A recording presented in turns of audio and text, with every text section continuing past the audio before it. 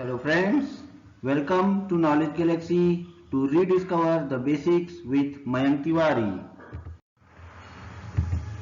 a premier coaching and training channel dedicated to metallurgy studies and consultancy.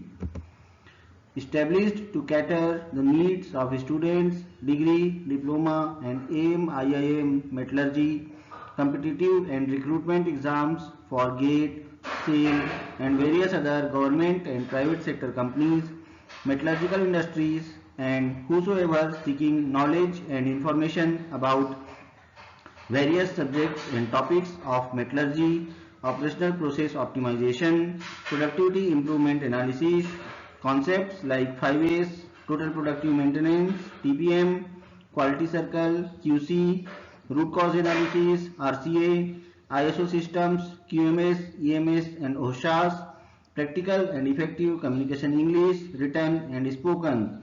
This is the foundation stone of forming this channel. To impart practical industrial knowledge as per your specific requirements via tailor-made training sessions for your colleagues, employees and students, please contact me on knowledgegalaxy26@gmail.com or WhatsApp me on +91 99 101 for scheduling and organizing the sessions at your place or via video conferencing. My dear friends, you might have heard that training is costly, but not to train is still costlier. So do get your employees, colleagues and students trained on the relevant topics so that they perform well on their duty and subsequently contribute positively to the growth of your company and organization in a better way. So do contact me as soon as possible for organizing the sessions and get them trained. Dear friends, another important aspect of Knowledge Galaxy is that specialized subject-wise coaching classes are available for Diploma Engineering, Metallurgy and Mechanical, IIM, Indian Institute of Metals, Part 2 or Section B, and competitive and recruitment exams for GATE, SAIL and various other government and private sector companies. Metallurgical industries, here complete syllabus coverage will be offered for the students aspiring to appear in the forthcoming semester exams, that is December or June. So please contact me on knowledgegalaxy26@gmail.com or WhatsApp me on +91 99 071 101 for scheduling and organizing the classes via video conferencing. My dear friends, now the technology has improved so much that actual physical distance doesn't matter anymore. You can get your doubts clarified and clear all your doubts and gain knowledge by sitting at your home or office or wherever you are comfortable with. So use the technology and get your doubts cleared. Do contact me as soon as possible. My dear friends, I have made so many videos which are available in my channel. So I request you, all of you, to do visit my channel repeatedly and regularly so that you can watch all the videos available there, and also do watch all the videos from start to finish so that you can gain maximum knowledge about the subject. And currently in this presentation of video I am going to discuss about the in this video I am going to discuss about transformations in the solid state. My dear friends, I have already made other videos of the related topics covering all the types of eutectic equilibrium diagrams, eutectic equilibrium diagrams and other forms of equilibrium diagrams. The link of which is available in the description and in the this video also. So in this current video we will be discussing in detail about the various transformations in the solid state that take place. So without wasting any time, let us start the presentation. So transformations in the solid state, these are the main types of transformations which occur in the solid state. This is first allotropic change, next is order disorder change, third is eutectoid reaction, and fourth one is peritectoid reaction. We will be discussing each of them individually in detail in the coming slides. So do watch very carefully and till the end. So allotropic transformations, as we discussed earlier, that several metals may exist in more than one type of crystal structure depending upon temperature. That is, for example is iron, tin, manganese and cobalt are examples of metals which exhibit this property. This property is known as allotropy.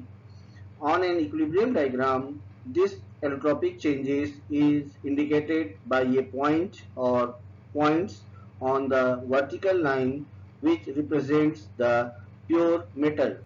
This is illustrated in below figure. In this diagram, the gamma solid solution field is looped. You can see this is the looped gamma solid solution field, and this is illustrated in below figure, this diagram. So the pure metal iron and alloys rich in iron undergo two transformations. I hope you can pause this video and observe all the different lines and parameters mentioned here.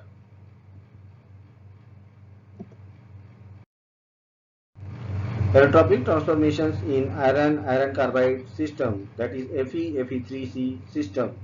So as you can see here that this portion is the delta iron portion which is having peritectic reaction, that is represented by liquid plus delta is transformed to gamma at this particular point.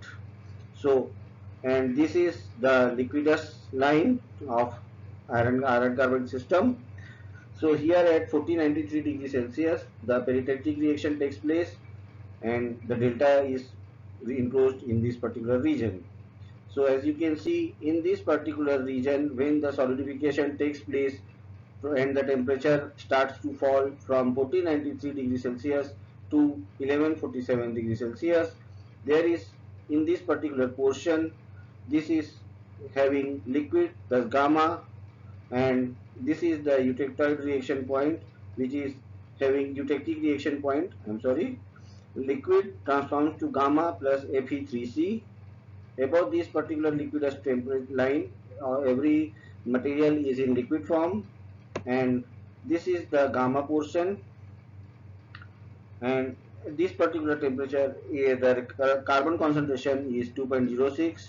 I hope you can remember that this is the maximum percentage of carbon in steel, and from after this point the alloy is called cast iron. So I hope it is very much clear to you all. Please don't get confused in steel and cast iron. So and is in this particular region there is gamma plus Fe3C present, and as the temperature further falls to this particular 723 degrees Celsius, here an eutectoid reaction takes place which is represented by gamma transforms to alpha plus Fe3C, and this particular very narrow region is the alpha ferrite region which is having only 0.025% carbon, and so this particular point, eutectoid point, occurs at 0.8% carbon, and the eutectic point, which is represented by liquid transforms to gamma plus Fe3C, is occurs at 4.3% carbon level. So I hope this is very much clear to you all. If it is not clear, you can ask me by just sending me an WhatsApp or by commenting. So let's move on. Next is order disorder transformation. Ordinarily, in the formation of substitutional type of solid solution, the solute atoms do not occupy any specific position but are distributed at random in the lattice structure of the solvent. The alloy is said to be in disordered condition. Some of these random solid solutions, if cooled slowly, undergo a rearrangement of the atoms where the solute atoms move into definite positions in the lattice. This structure is known as an ordered solid solution or superlattice. Ordering is most common in metals that are completely soluble in the solid state, and usually the maximum amount of ordering occurs at a simple atomic ratio of the two elements. For this reason, the ordered phase is sometimes given a chemical formula such as AuCu and AuCu3 in the gold-copper alloy system. On the equilibrium diagram, the ordered solutions are frequently designated as alpha days, beta days, etc., or alpha days, alpha double days, etc., and the area in which they are found is usually bounded by a dot dash line. So as you can see here, this is the CuAu system, and this is the Cu3Au system, and this is the Fe3Al system. These are some examples of ordered disordered transformations.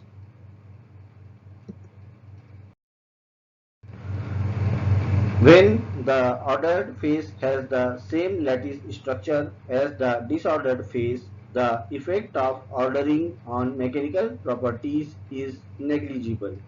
Hardening associated with the ordering process is most pronounced in those systems where the shape of the unit cell is changed by ordering. Regardless of the structure formed as a result of ordering, an important property change produced even in the absence of hardening is a significant reduction in electrical resistance.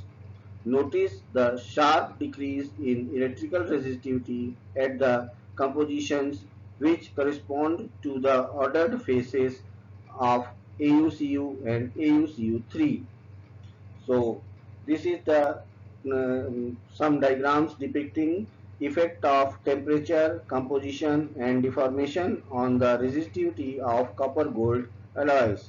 Figure A represents the effect of temperature, figure B represents the effect of composition, and figure C represents the deformation on the resistivity of copper gold alloys effects. So you can pause this video and observe all the diagrams, all the lines very carefully.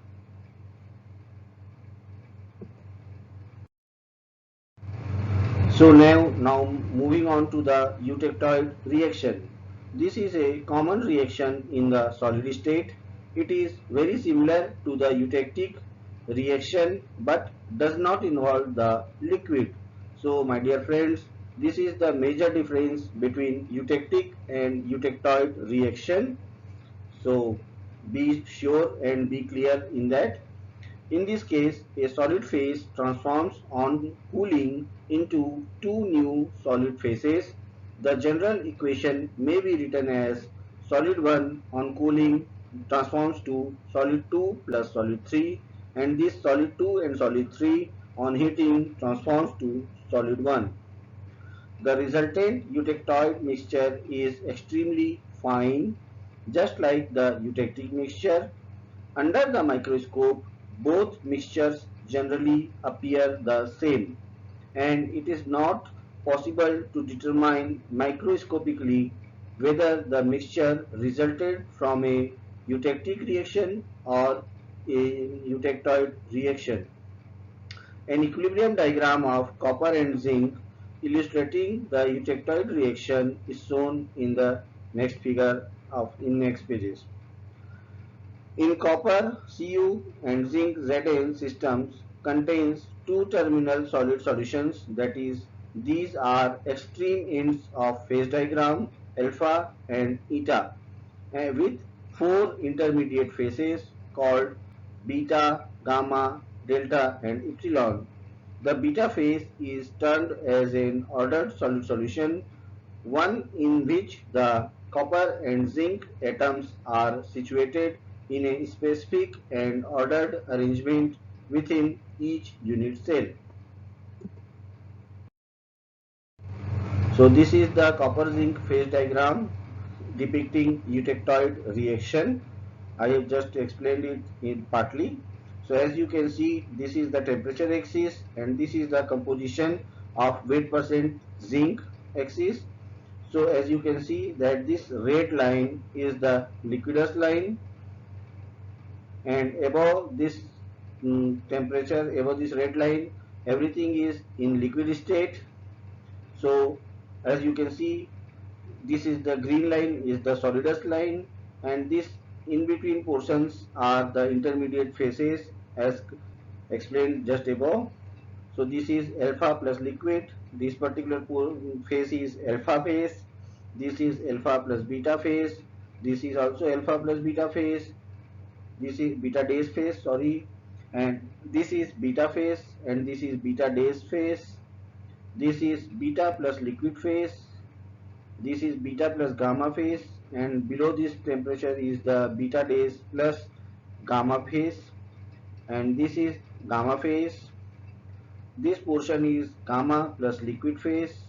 This portion is having gamma plus delta phase. This is the delta phase region.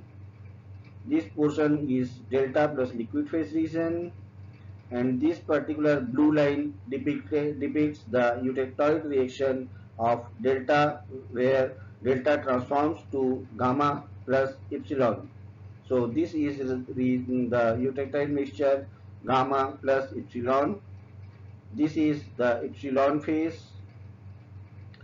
This particular region is the epsilon plus liquid, and this is epsilon plus eta phase, and at this particular temperature again the reaction takes place depicting eta plus liquid, and this is the final region of eta phase.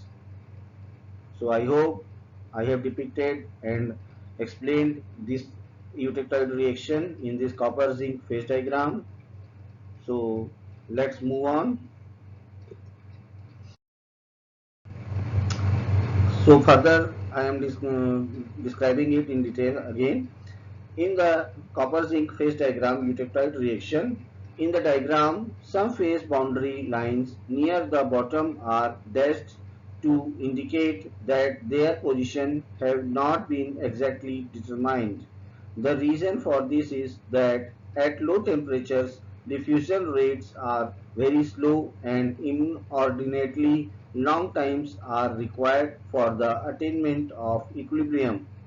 Again, only single and two-phase regions are found on the diagram, and the same, and we can utilize the lever rule for computing phase compositions and relative amounts. I hope you remember my video on the lever rule and tie line rule, the link of which is available in my channel in this video, so you can watch that video also. The commercial material brasses are copper-rich copper-zinc alloys. For example, cartridge brass has a composition of 70 weight% copper and 30 weight% zinc, and a microstructure consisting of a single alpha phase. In copper-zinc phase diagram, the eutectoid reaction occurs at 560 degrees Celsius with zinc is equal to 75% zinc. The reaction is depicted by delta on cooling transforms to gamma plus epsilon, and this gamma plus epsilon on heating transforms to delta. So this is the microstructure of copper 70%, zinc 30%, weight% recrystallized annealing twins. I hope this picture is very clear to you, is very much helpful in understanding the eutectoid reaction. So now let's move on to the peritectoid reaction. This is a fairly common reaction in the solid state and appears in many alloy systems. The peritectoid reaction may be written as solid 1 plus solid 2 on cooling transforms to solid 3, and this solid 3 on heating transforms to solid 1 and solid 2. The new solid phase is usually an intermediate alloy, but it may also be a solid solution. The peritectoid reaction has the same relationship to the peritectic reaction as the eutectoid has to the eutectic. Essentially, it is the replacement of a liquid by a solid. The peritectoid reaction occurs entirely in the solid state and usually at lower temperatures than the peritectic reaction. The diffusion rate will be slower and there is less likelihood that equilibrium structures will be reached. Consider the silver, that is argentum, and aluminium phase diagram shown in the next slides containing a peritectoid reaction. So we will be seeing that diagram short while. If a 7% aluminum alloy is rapidly cooled from the two-phase area just above the peritectoid temperature, the two phases will be retained and the microstructure will show a matrix of gamma with just a few particles of alpha. When we cool at below the peritectoid temperature by holding, we get single phase mu.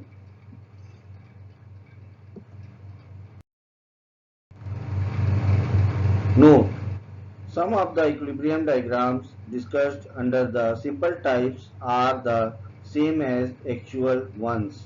Many alloy systems have diagrams which show more than one type of reaction and are generally more complex than the simple types. However, even the most complex diagrams show mainly the reactions that have been covered.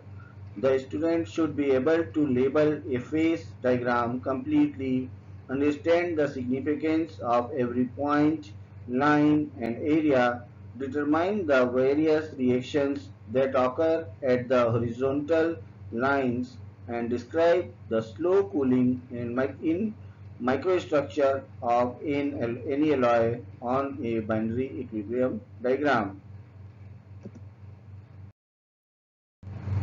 So now let's move on to summarize all the invariant reactions.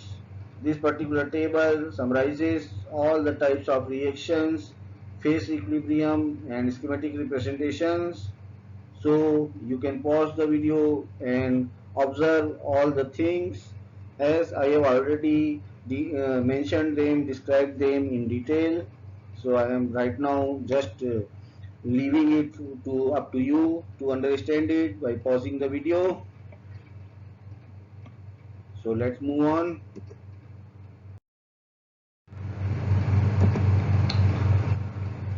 During this all the cooling systems and equilibrium diagrams, there is another term called intermediate phases. So what are they? Let us discuss. An intermediate phase differs in crystal structure from the primary phases and lies between them in a phase diagram.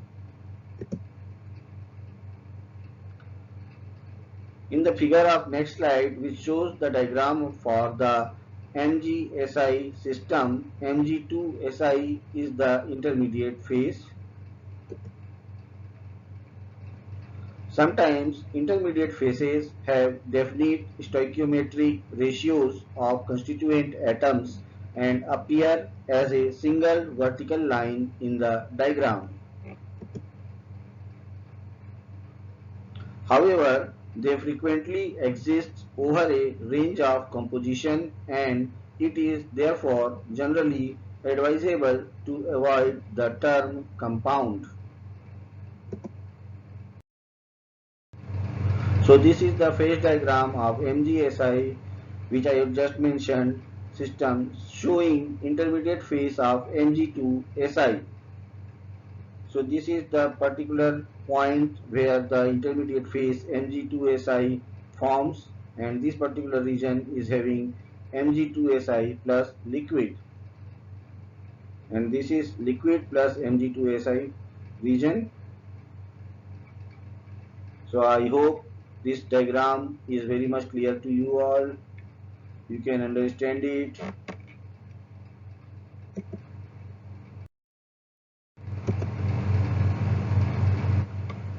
In some diagrams, such as of the above slide, they extend from room temperature to the liquidus and melt or freeze without any change in compositions. Such a melting point is said to be congruent. The melting point of a eutectic alloy is incongruent. We are right now talking about the intermediate phases. A congruently melting phase provides a convenient means to divide a complex phase diagram that is binary or ternary into more readily understandable parts. For instance, an ordinate through the vertex of the intermediate phase in a above figure produces two simple eutectic subsystems. Similarly, an ordinate can be erected to pass through the minimum or maximum of the liquidus of a solute solution.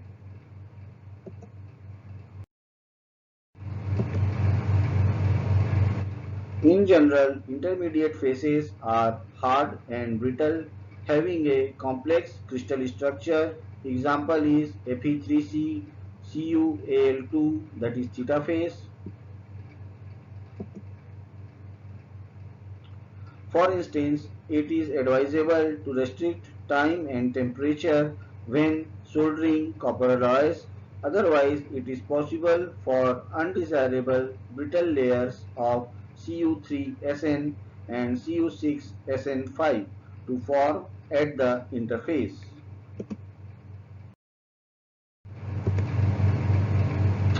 So, we have discussed some basic fundamentals of the phase diagrams. So let us now discuss some limitations of phase diagrams. Phase diagrams are extremely useful in the interpretation of metallic and ceramic structures, but they are subject to several restrictions. Primarily, they identify which phases are likely to be present and provide compositional data. The most serious limitation is that they give no information on the structural form and distribution of phases, example lamellae, spheroids, intergranular films, etc.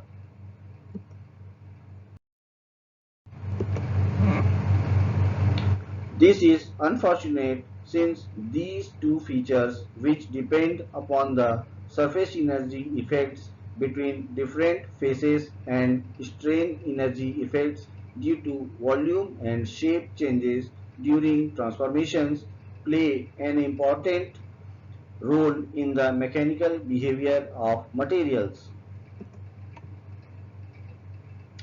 This is understood if we consider a two-phase, that is alpha plus beta material containing only a small amount of beta phase.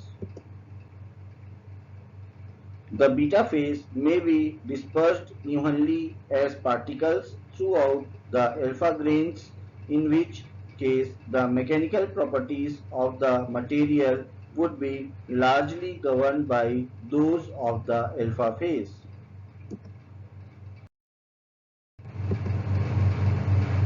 However, if the beta phase is concentrated at grain boundary surfaces of the alpha phase, then the mechanical behavior of the material will be largely dictated by the properties of the beta phase.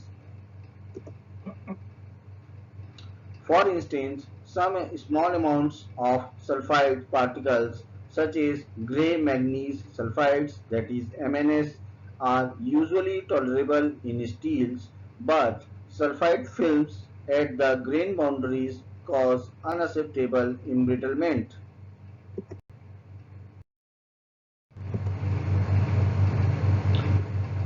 A second limitation is that phase diagrams portray only equilibrium states. As indicated in the previous sections, alloys are rarely cooled or heated at very slow rates. For instance, quenching, as practiced in the heat treatment of steels, can produce metastable phases known as martensite and bainite that will then remain unchanged at room temperature. Neither appears in phase diagrams. In such cases, it is necessary to devise methods for expressing the rate at which equilibrium is approached and its temperature dependency.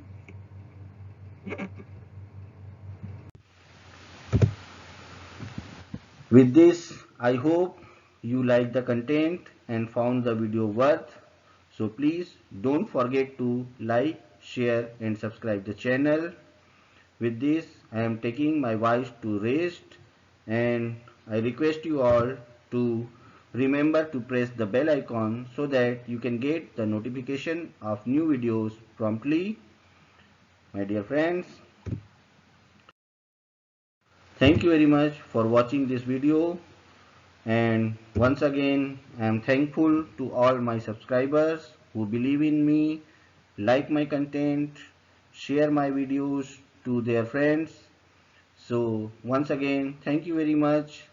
Do repeat my channel regularly and repeatedly. Do visit my channel. Do watch all the videos present there and like and share with your friends. Thank you very much.